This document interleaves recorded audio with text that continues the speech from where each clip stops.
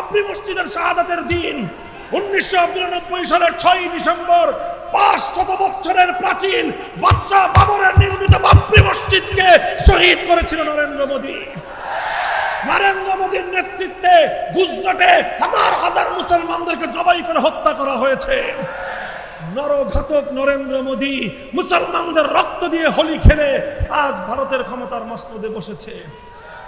বাংলাদেশ এই বাবরি মসজিদের বিরুদ্ধে সারা পৃথিবীকে একত্রিত করেছিল। শাইখুল হাদিস আল্লামা আজিজুল হক রহমতুল্লাহ আলাইহি বাবরি মসজিদ নির্মাণ করবার জন্য 1993 সালের 2রা জানুয়ারি থেকে 4ঠা জানুয়ারি পর্যন্ত ঢাকা থেকে লং মার্চ করে সীমান্ত এলাকায় ঝিকরগাছা পর্যন্ত গিয়ে বুলেটের আঘাতে তিনি তার কাফেলা নিয়ে ফিরে এসেছিলেন।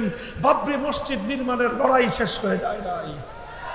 আজ 6 ডিসেম্বর আমরা বলতে চাই 1992 সালে বাবরি মসজিদ শহীদ করে হিন্দুত্ববাদের যে বিষ আগুন তোমরা গোটা ভারতবর্ষে ছড়িয়ে দিয়েছো, বাবরি মসজিদ শহীদ করে সেখানে জুডিশিয়াল কিলিং এর মাধ্যমে রাম মন্দির নির্মাণ করবার সিদ্ধান্ত দিয়েছো।